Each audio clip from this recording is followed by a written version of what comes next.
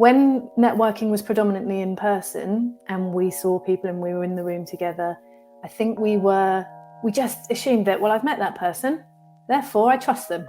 We have a real issue of attention span being lost. Wherever you live in the world, attention span is gone.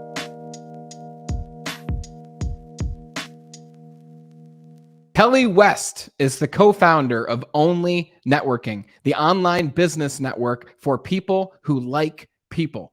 Kelly and James, her husband and business partner, are on a mission to make the world of online networking a place all business owners want and should be a part of.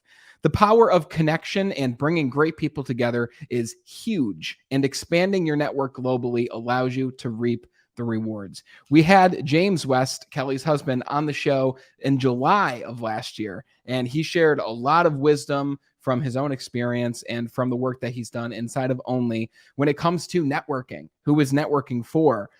How do you go about networking, especially if you are nervous or you're anxious and you don't know how to meet new people, as weird as that might sound, right? Meeting new people in business networking, while they are one and the same, there are definitely strategies and principles and philosophies that go into making a great connection and having a great introduction. And we're going to talk about some of those things today with Kelly, as well as how is ONLE different and why you should be a part of ONLE Networking, if it makes sense. Welcome to the broadcast. If you take away any piece of value today, whether it's a new strategy, a philosophy, or maybe myself or Kelly made you smile, please share this show with just one other person who could use it as well. You're the reason the show has grown over the past 2 years, because you are the best part of the Be Better team. So without further ado, our guest today, a very special guest, a long time coming, Kelly West. It's great to have you here, Kelly. It's great to be here, Brandon. You've given me a great introduction. So got to make people smile. That's my one mission from this. Yeah. You've accomplished a lot, and ONLE has been around now since, is it 2017 or 2018? 2018. Okay, that's amazing. So can you give us an idea of when did you get started in this world of business networking? And how do you even define what networking is to people who are maybe new to their career or new to this idea of networking? Yeah, absolutely. It's a good question. And I think if you're an avid networker, obvious question, obvious answer. But if you're not, I think you can feel a bit silly sometimes because people talk about it like it's just second nature and it isn't obvious.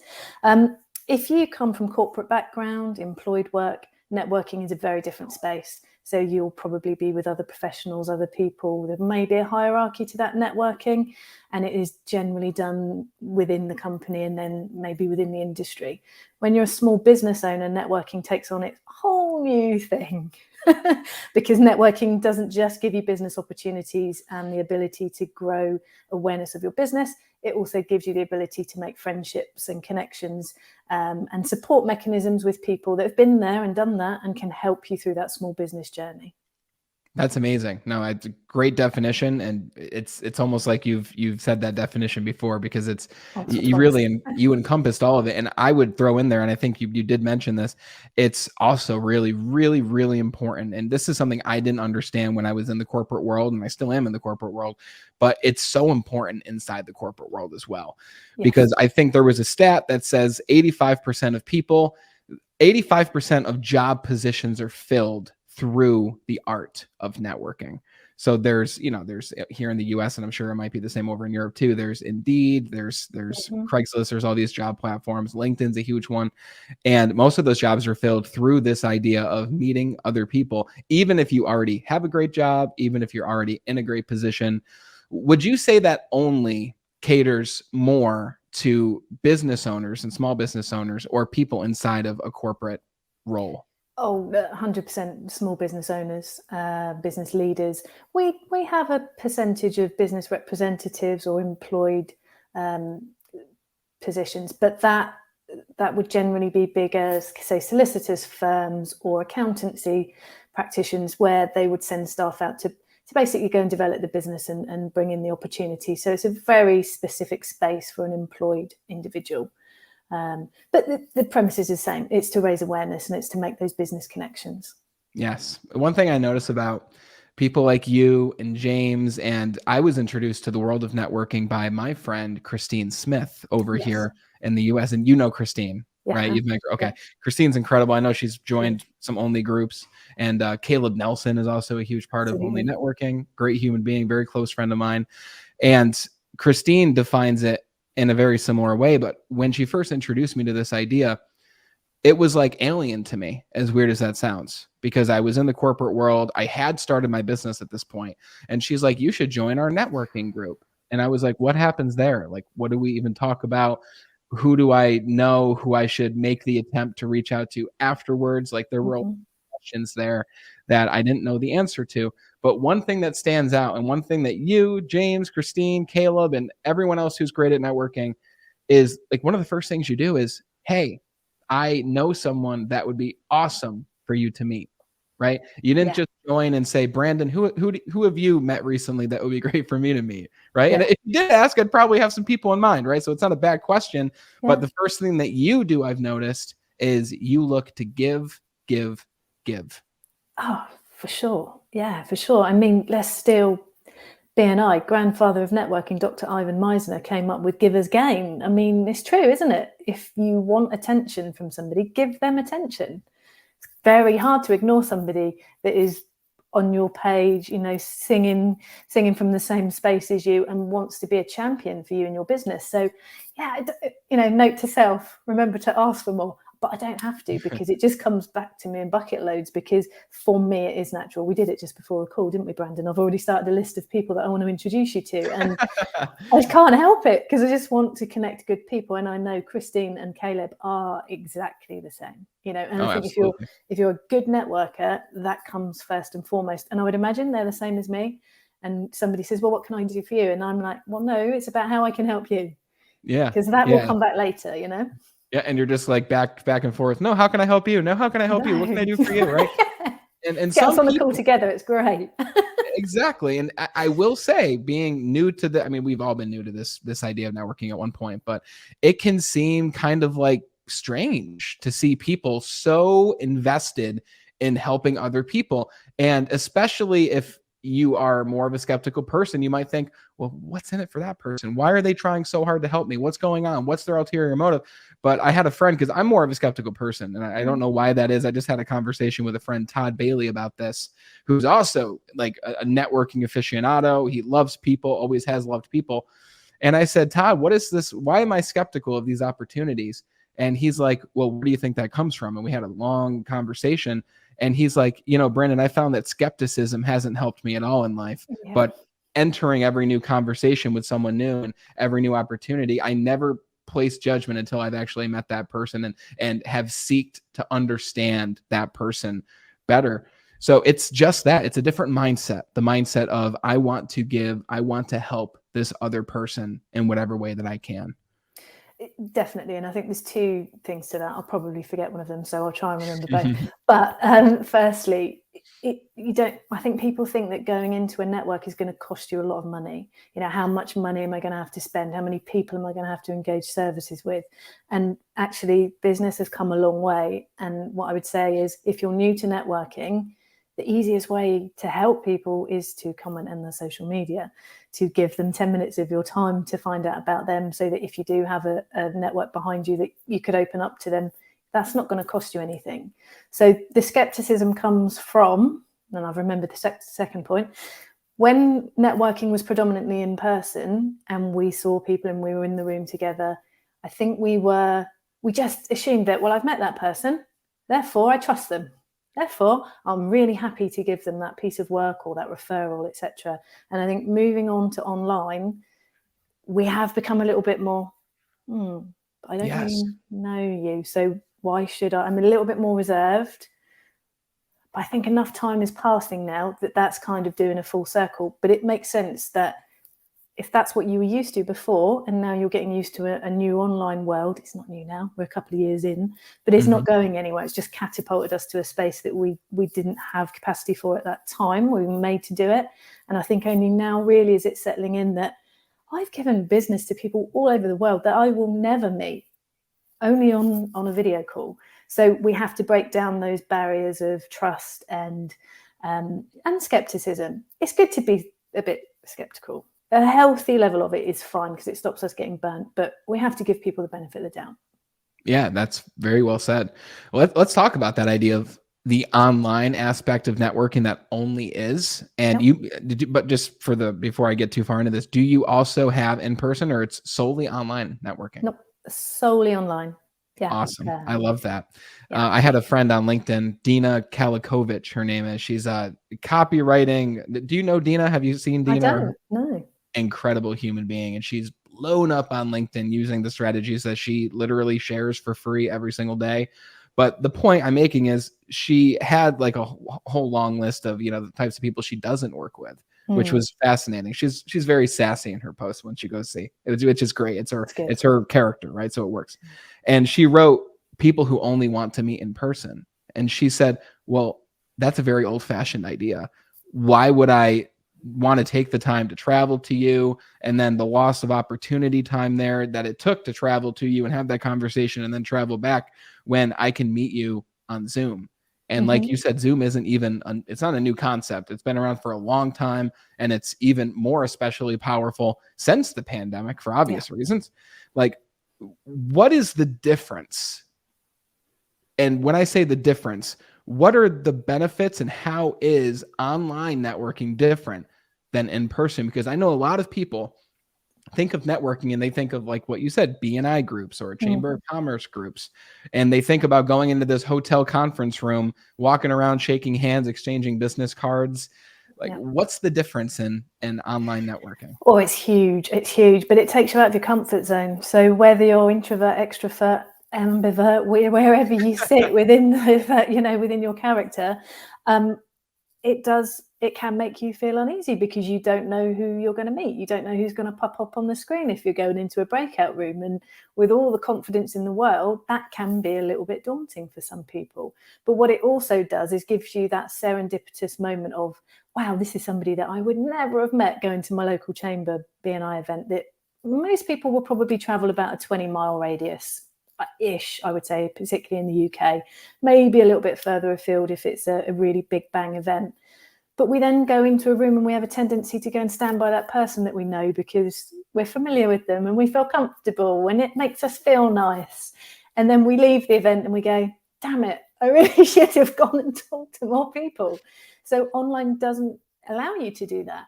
It puts you in a space of uncomfort sometimes, but of opportunity, because I could be in a room with somebody in India or Singapore or New York, Wales, wherever it might be in the world. And ultimately, if I can sell across borders, why wouldn't I want to talk to all of those people that I wouldn't meet in an in-person event? It's very true. Absolutely. Yeah. When did networking become a big priority in your life? In my life, it would have been, say it quietly, 21 years ago, probably. So I just had my daughter, changed my career, went out on my own. I was a travel counsellor back then, so travel representative, and I got 74% of my business from my networking group. It was BNI. Very happy to say that. It gave me structure. It gave me a good base contact of people that I could then grow that support and that network through. And that was 21 years ago. Life changes, things, 2 kids now, different space.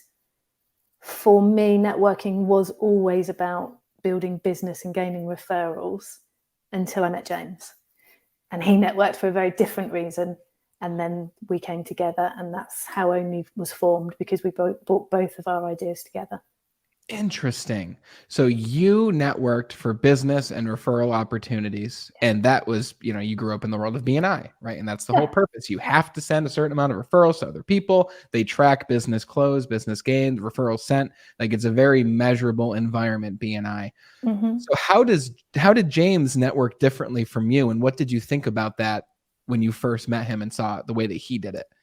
Back then, I mean, I can laugh about this now, but back then I was like, I don't need more friends. I was 22. I'm like, I've got my friends. I've got a young baby. I've got a new house. I'm all good. I need business.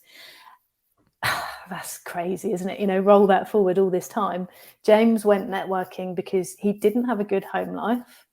He had business. He had enough business to keep him going and for what he needed. Of course, more business is always the reason people go to networking. Of course it is. But there's other factors that are up there, you know, as to drivers as to why people enjoy it. And for James, it was the camaraderie, the support and friendship that got him out of the house, out of a bad situation at home, and made him feel better in a space where he felt comfortable and safe. That's powerful. That you go there for the business opportunities, but you leave with people who do become your friends. They do. Christine Smith has become a business partner of mine. And that happened because she was introduced to me from a friend, Brian. And I met Brian through networking at a Toastmasters group. And I found Toastmasters through networking with someone else. Like she calls it the ripple effect, right? Yep. You never know what our meeting will turn into. And just like ONLE, you just opened the Southeast US chapter. Yep. And, you know, when did you, and you mentioned that Brian, right? Mm-hmm. That's his name. Brian oversees the Southeast chapter. How did you network and connect originally with Brian, who is now an integral part of the ONLE business? It was, I can picture it vividly, sat on my sofa, 8 p.m. one Thursday evening, and I checked my emails like you do when you're a solopreneur. Looked at the emails, and Brian had emailed me to say, I'm looking to come along to your Hook meeting. It says it's sold out, but you're an online network. Is that right? I go back to him and say, yeah, that is right. We keep them small because then they're personal, etc. But come along anyway.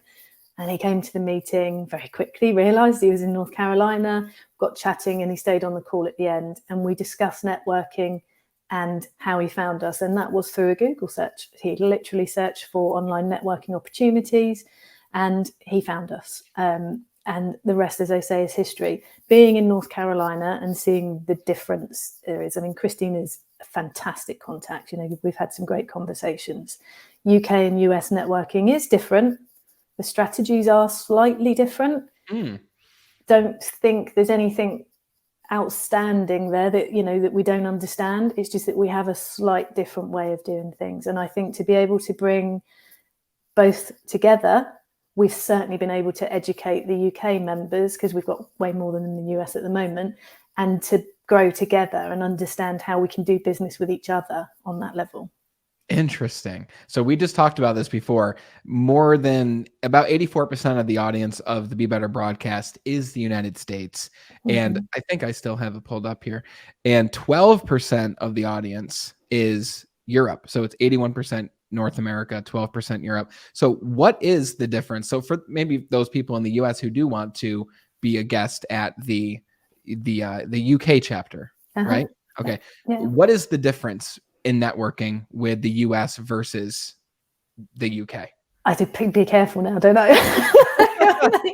I think particularly in the UK, we are very reserved. We don't like to oversell ourselves. Maybe, well, I wouldn't say we're lacking confidence, but we feel really uncomfortable putting ourselves out there. And for me, it has been incredible and just amazing to see that our US members have that confidence and have that ability to sell themselves very clearly. And I think we can learn an awful lot from that here. I am very much doing a massive, broad, sweeping statement here, but I do think that an element of that is the confidence in which we introduce ourselves. We don't like to say pitch, but I think that introduction is definitely something that I see our US members being able to nail. But I think that's because you know, how many difference in population in the two countries, you know? It's true. Very small pond for you guys as being a small business owner. So you have to fight for that space and you have to sell yourself. Otherwise you're not going to get heard. So I think that can be a bit of a difference in the culture of how we approach it. So this will be interesting.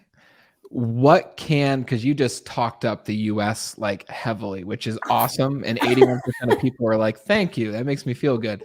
So what can those 81% of people do that will make them better that people in the United Kingdom do when it comes to networking? So what can we learn from those across the ocean? Nice question, Brandon. I like that. So I think we have a real issue of attention span being lost. wherever you live in the world. Attention span is gone. So I think if you can start a business conversation or a networking interaction, and you can hold space for that person you're talking to go first, to tell them about you, to tell you about them first of all, and make them feel like they're being listened to and appreciated, and to give them your concentration. You know, we've all been on that call where we're talking to somebody and we're really getting on with them and we're really enjoying them, and then you can see they're looking at emails on a separate thing and a tab behind. I think just giving people your full attention, whether it's 10 minutes or half an hour, and holding that space for them to be able to talk to you. I think that's again, massive, broad, sweeping statement, but I think people want to be heard and to be able to have a two-way conversation. So simple, yet so true. So be great at talking about who you serve and how you serve them so people know what you do. And at the same time, hold space for that human being, truly be interested in learning about them and not just talking about you. And don't check your emails while you're talking to them. Yeah, key one there. Absolutely key one. But just to elaborate on a point you made there, our US members are really good at knowing who they want to talk to. And we did an education on this last month. So we talk about ideal client avatars, etc. But we still have a tendency to say, oh, I want to talk to anybody who wants anything remotely to do with any of the 10 services that I provide. And when we're listening to that all the time, it doesn't spark imagination. So I think the US members are really good at saying, well, I work in the finance sector and I want to speak to business owners who are taking on their next employee. And it may be this particular industry, you know, I'm thinking off the top of my head here, but able to funnel down more specifically to not necessarily a niche, because, you know, you can broaden the net, you absolutely can, but to instigate that spark of thought from the person they're thinking of talking to, and who could then be introduced as a point of contact from that conversation. Very true. Very powerful. So on that note of knowing who you want to talk to, I've been part of an ONLE Networking meeting. It was amazing. It's very clear that you know exactly what happens at the beginning, during the middle, at the end. It's very neat, it's very tidy, and it's very impactful. And you do a great job at hosting those meetings. You and James, when you hosted the meeting that I personally went to, it was a UK meeting actually, and I met some really great people from over there. And it was just so professional, yet unstructured, but in a great way. Because I remember there was a bit of education. There was a full round of introductions, which is a great opportunity for people to talk about who they are and what they do, as well as then you split everyone off into groups where we got a chance to meet 3 different people.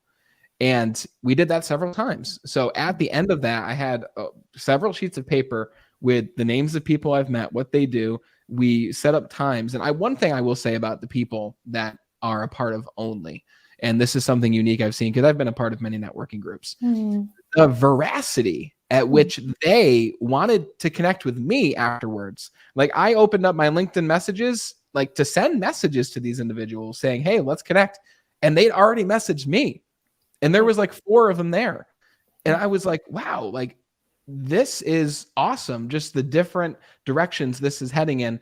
And I met several people who, you know, I had several on the show. I have connected with them on LinkedIn. I see what they're doing. And again, you never know where those opportunities can lead. But my question for you is intentions before joining an ONLE group or networking in general. You should know your ideal client, right? Absolutely. What are the other intentions that you go into an ONLE meeting or any networking meeting where you know you're going to meet new people? What are the intentions that you enter that situation with? I think it's about being realistic. Sometimes you're going to go to a meeting and you're going to be on cloud 9 and you're going to be feeling great. And other times you're going to go and you're quite frankly not going to be feeling up to it because something's gone wrong at home personally, or something's happened with a client. I had a call on Friday and 3 of the members said, oh, do you know what? I wasn't going to come today, but I knew that after coming to the meeting, I'd feel great. And you've taken me from a 2 to a 5 and I feel awesome.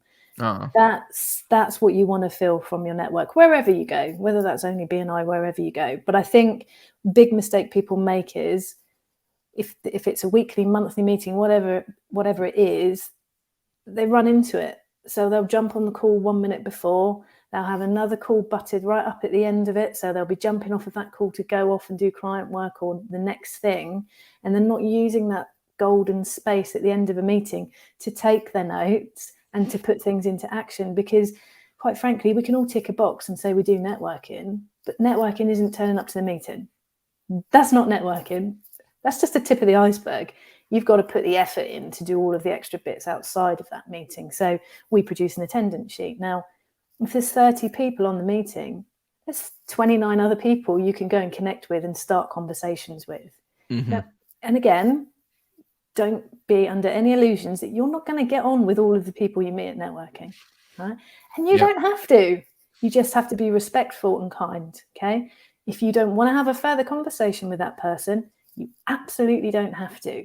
But you just have to be able to serve the same space and be respectful to each other. So I think connecting the dots outside of meetings, don't overpromise. So if you're busy or if you're going on holiday next week, etc., don't book in loads of one-to-ones because you're not going to do it. Don't put yourself in that position. You know, I can't help but have a one-to-one and then I'll have at least 3 people to connect that person with. And I do 8 one-to-ones a day generally.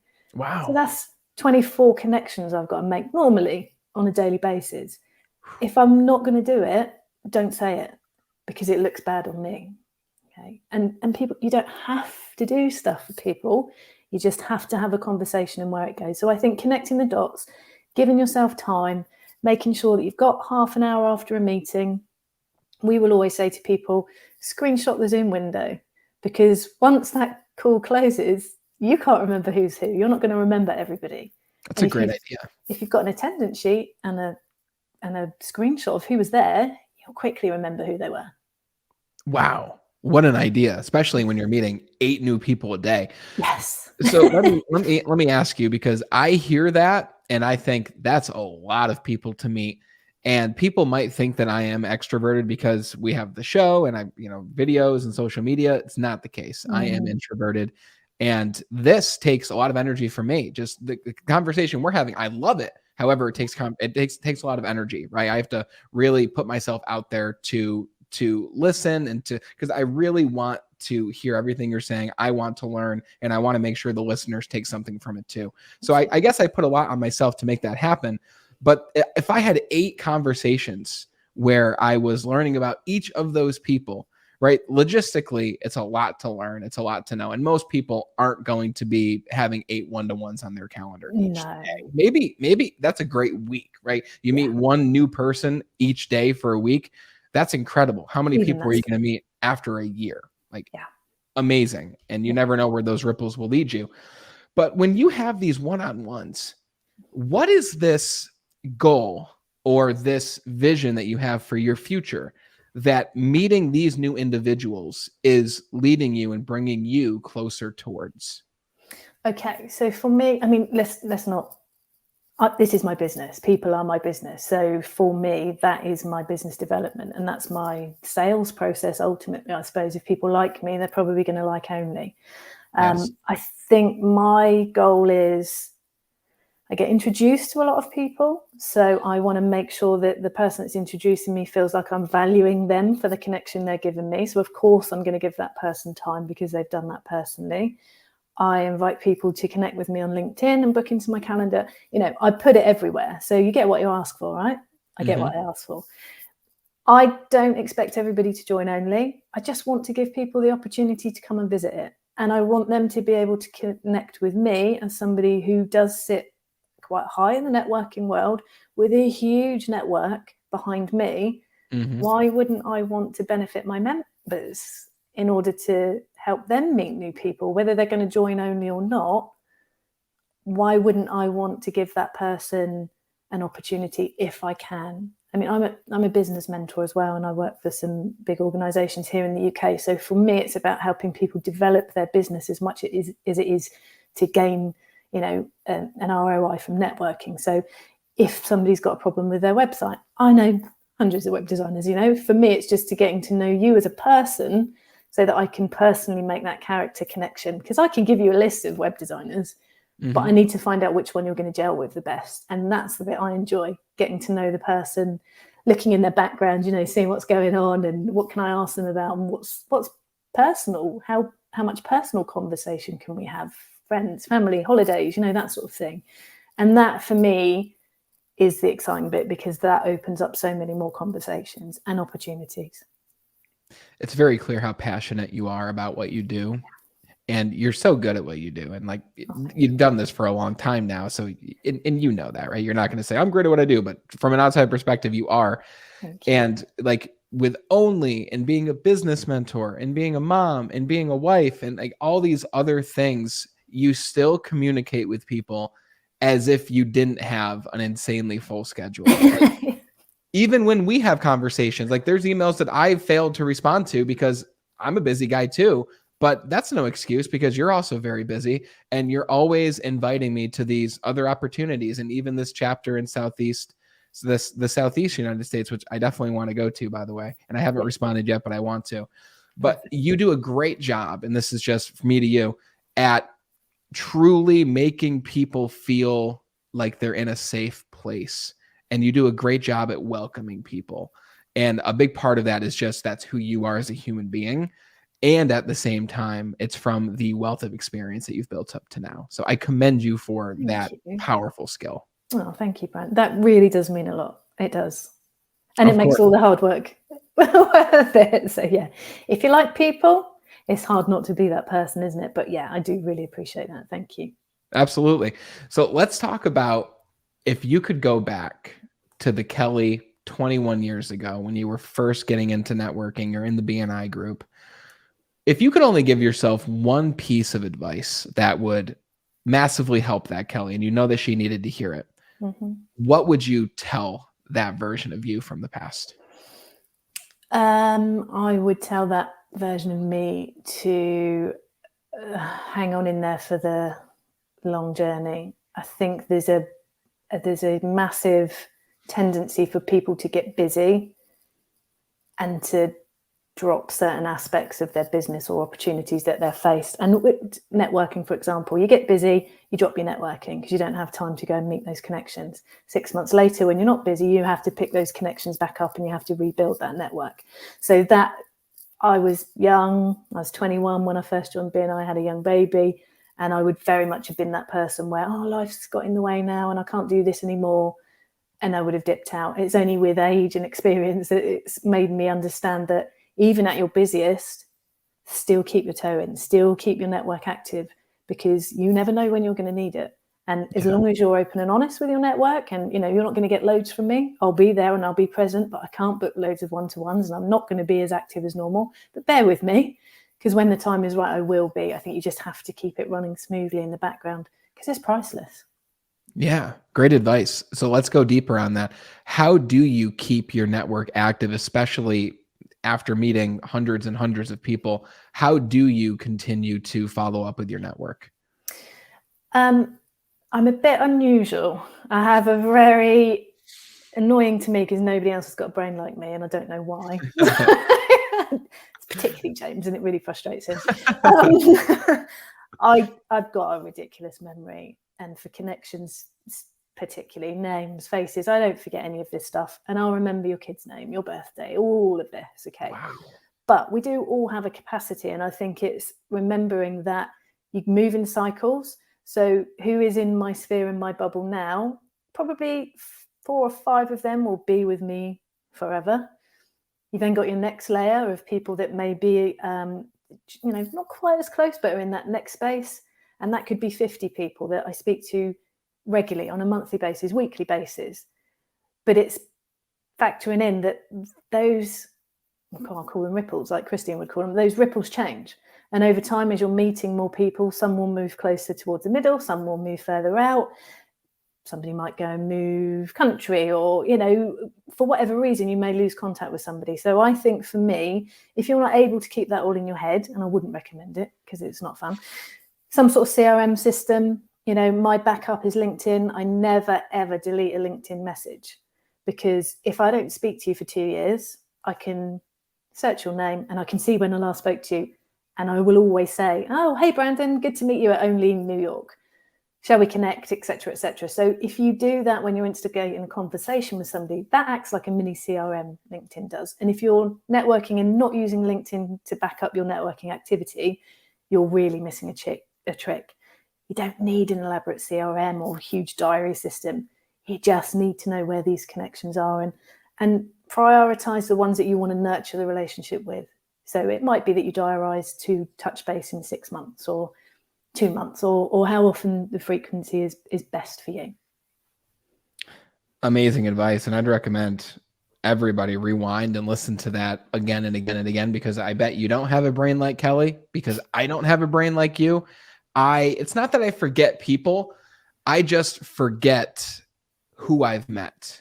So as an example, I'll meet someone new and they say that they need this specific thing, like let's say the website design, and I'll forget that I met someone who did just that.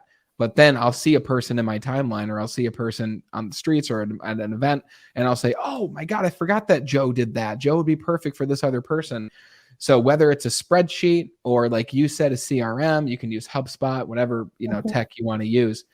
But also what you said that was very powerful is determine who are I don't want to say real ones, but I think people will get what I mean. Who are the real ones at this cycle of my business and life journey, who I'm going to keep in touch with, because people might be a real one for a year and then they go a bit into the background. You're both busy and then you reconnect a little bit later on. Like, we all live busy lives. We all realize that we're doing this to build our business. Like you said, 4 to 6 of them might continue through your journey of life for a long time, maybe the entire time, but we're all just looking to help each other out. So however you need to keep track of that, do it, unless you can keep them all in your brain.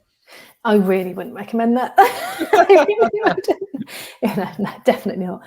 I am quite unusual, but even I have my limit, And the one thing I would say, so you talk about Joe, the web designer. If Joe was really good at being memorable, you wouldn't forget him. So there's key there as well. If you're meeting lots of people networking, you need to be the person that stands out in people's mind. Now, whether that is because you wear, really good friends of mine, Laura Payne Stanley, wears really quite elaborate glasses. She's remembered for her glasses. Nobody's going to forget her. Okay. So I normally, haven't done it today, wear bright lipstick, because I'll be the girl that wears bright lipstick. So that is a visual hook that people will see. The background, whichever way, that's one of our wedding pictures. And people will ask, oh, what's that? One of our members did it. Great for him. It's just having those things that will make you stand out. So yeah, whatever works for you in terms of recording that information. And if it's the real ones, again, I don't like that term necessarily, but the listeners will understand. They'll be there anyway, and you'll remember them because they'll make you feel good, because it's how people make you feel, not what they say necessarily. And when you place your attention on them and you seek to understand and learn about them, that in itself can make people feel good, because you were one of the few who wanted to learn truly about them. Exactly that. Awesome conversation so far, Kelly. And we're not done yet. There's some other things. One thing with ONLE that is very special is you are very much a family business. And when you attend an ONLE event, it feels as if you are in your hometown and you go to the diner that everyone knows in your hometown, and you sit down and the waitresses, the waiters, the owner, the cook, right? It's very similar because it's you, it's James, your oldest daughter works with you as well.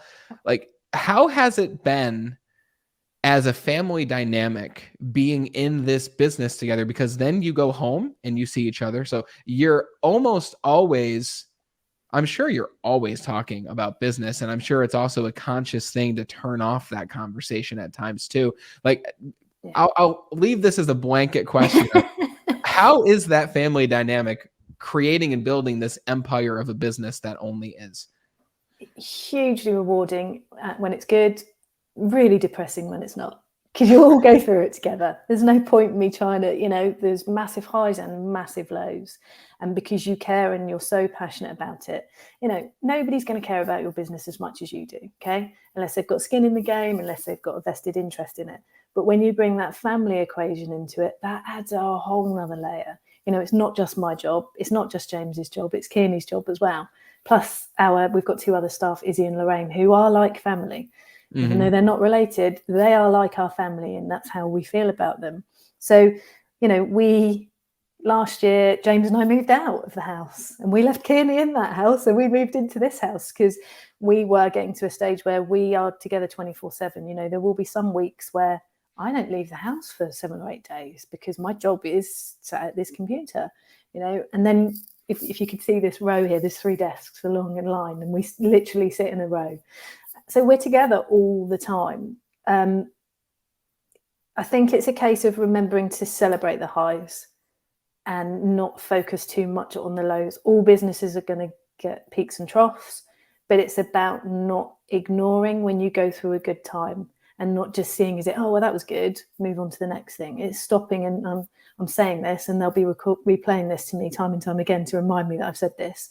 But remembering that as a team, particularly when you're a family, you have to celebrate the highs, because when the lows come, they can take you quite deep. When there's 3 of you from the same family that are very close, they can take you quite deep, probably deeper than they would if you were just part of a team in a different space. Yeah, that's beautifully said. But it's good fun. It is good fun. Yeah. There's something special there that most people will never understand because they're not in that situation. But the dynamic and the energy that's created for the people in ONLE, because you are that family dynamic, it's a very real, it's a very authentic feeling. And I say that not just hypothesizing, but I've been there, I've seen it, spoken with James on the show. I see all the awesome things you guys do on LinkedIn and everywhere you post. And I can only imagine. So you have your youngest daughter who is 15, correct? Yeah. And she's differently abled, right? Yes. And I can only imagine that she feels that energy that you guys give at the same time, even if she might not intellectually understand what's going on. Yeah. Do you feel that she feels a part of that team as well, even though she's not officially maybe a part of the ONLE team? Yeah, I think so. I mean, part of the reason that we work the way we do is because Kennedy's 15, but a mental capacity is about the 3-year-old, okay, so, which will be forever the case. So she's a child in a effectively adult's body. She'll never live independently. She can't be left alone, that sort of thing. And we don't talk about that a lot because we don't ever want that to define us. We could have chosen a different route, and we could have done this very differently. The job only has taken us away from Kennedy a lot as a family because the 3 of us are heavily tied up in it.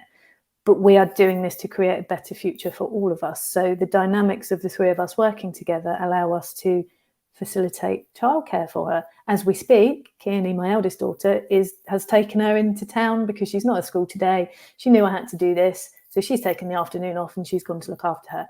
Now, where would you get that in a corporate world? There are, job flexibility is great at the moment in many spaces, but to be able to define that for yourself with people that you really do trust, we're kind of trying to make it a self-sufficient place to be and to support each other, as well as Kennedy on that journey. But yeah, I think, and again, another reason not to get too low in the lows, because Kennedy, being the way she is very emotionally charged, not able to communicate that well. And when it's negative energy, she picks up on that. And her ability to cope with that isn't good, which then could have a tendency to bring us down too. So it's all about that, keeping it real and just seeing what the bigger picture is and making it a positive experience.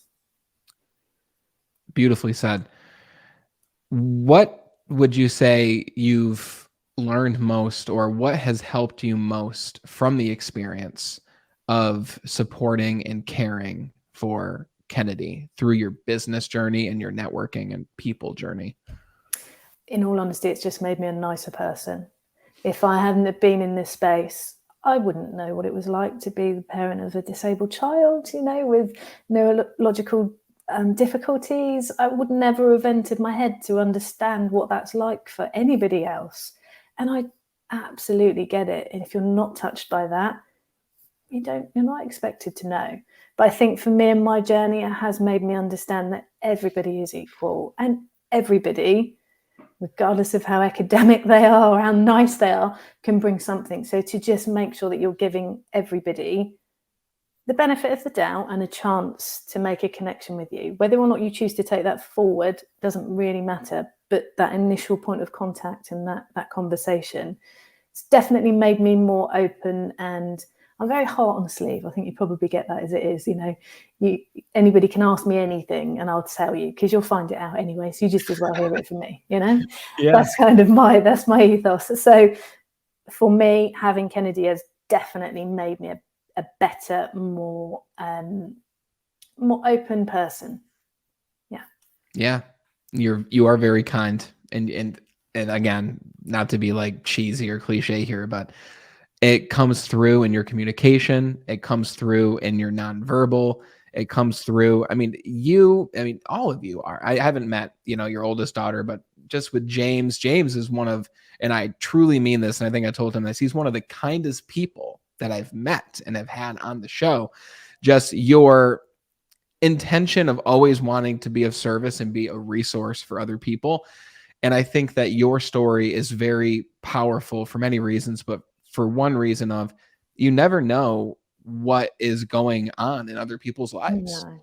And to be kind and loving to even the person that you're meeting for the first time, because you don't know what their family dynamic is. You don't know what struggles they're facing. You don't know what their past looks like or how they're feeling. Like you said, people are joining these networking meetings, maybe with just coming out of a massive business failure, or maybe something personal is going on in their life. So even if the one thing we took away from this conversation is to have grace and love for other people, even strangers, it would make our world that much more beautiful of a place. Yeah, definitely.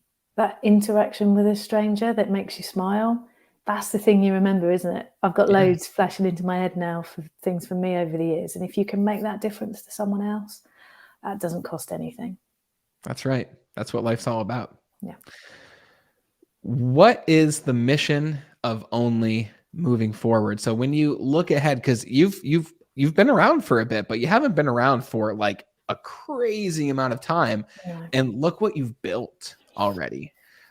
Absolutely astounding. So before you tell us the mission, can you tell us where each of your chapters are located now? Just again, for those listening, what chapters have you built? Yeah, okay. So there's 19 in the UK. Don't worry, I won't list them all.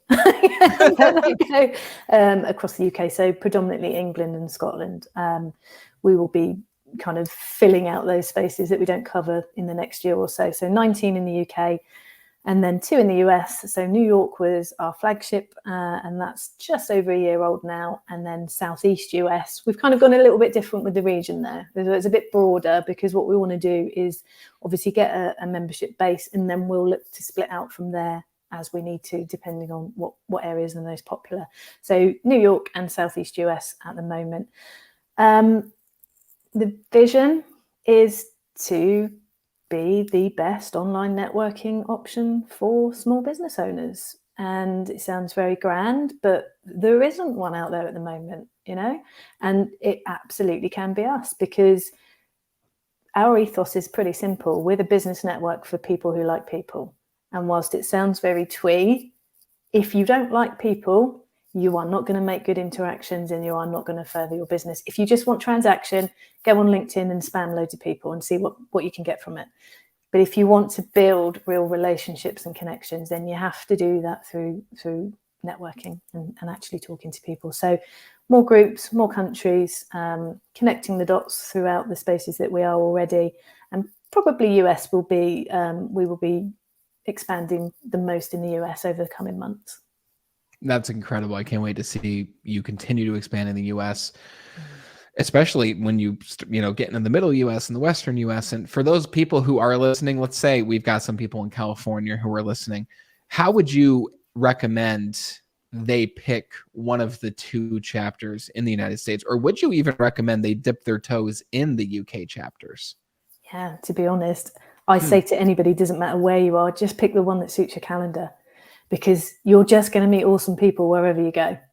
Yeah, so unless you are specifically trying to target London or New York, you know what, and even in that space, don't worry, because most members are going to be connected with people in different spaces anyway. Our regions are just tip of the iceberg. There's loads of other opportunities to meet members outside of those spaces. So it really is what suits your calendar, and pick from that. Awesome. And for those listening, even if they're not a member of ONLE, they can still join a chapter of their choice if they want to observe and be a part of that meeting and see what it's all about. Absolutely. Two different ones. So do one US and one UK. Makes sense. See the difference. Awesome. Everyone listening, links are in the description for you to go check out the different chapters, see which one, like what Kelly said, see which one best suits your calendar, and go check it out. See what the experience is all about. I promise you, once you attend one of these meetings and then you have your intentions before you go in, even if you are just a guest at the meeting, and really make the most of that interaction. Reach out to some people afterwards. Don't maybe go crazy the first time you do it. Maybe you will if that's your character, but meet some new people, because then you're going to say, wow, I just got a taste of this. I want a bigger taste. I'm going to become an ONLE member, and I'm going to take my business and my network to the next level in a global way, which is beautiful, because now you're not just talking to people at your local BNI. You are having conversations with people all around the world, which is incredible, because now our world is more connected than ever. So go to the links and choose the chapter that makes the most sense for you to be a guest. Absolutely. Yeah. So for those who resonated with you, which I'm sure is a lot of people, where can they continue to follow your journey, Kelly? LinkedIn is predominantly where I hang out. So I'm very open. I manage all my own LinkedIn. I do sometimes take a little while to get back to people because I get a lot of messages, but I'm very happy to connect with anybody who wants to. And I would encourage that, because it is just about conversation and seeing where these connections take you. So you can find me, Kelly West, ONLE Networking. I come up quite easily, and reach out to me. But what I would say is, if you connect with me and don't add a message, I'm probably not going to respond as quickly, because that doesn't work. So send me a message and tell me why you want to connect. And it might just be, I heard you on Brandon's podcast and I'd love to connect. Fine. But tell me the reason we should connect. Awesome. LinkedIn 101, personalize the connect message, and definitely go connect with Kelly. Links are in the description for Kelly's LinkedIn, as well as ONLE's website, so you can take a look at what chapter makes the most sense for you.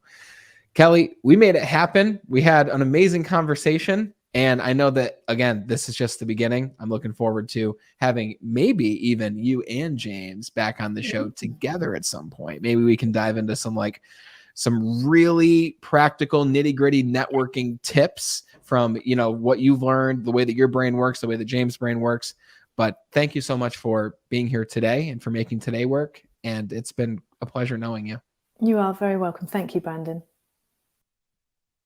Whether you were looking for networking tips, whether you wanted to know why networking is important in your life, and maybe you were wondering, is online networking even a viable option for me, who is a real estate agent or an insurance agent or whatever it is you do, whatever business you run or operate in, this conversation gave you some takeaways that you can use in your business and your career. I hope that you love the conversation with Kelly. Links are in the description to go check out the ONLE Networking group. There's chapters all over the place. And for you United States people like me, there's a chapter right in New York City, as well as the Southeast US. Check out the links in the description. If you took something away from this conversation, which I sure hope you did, please share this show with just one other person who is growing their business who could use these tips as well. You're the best part of the Be Better team. Thank you for helping us grow over these 2 years. And until we talk again next time, continue to be better.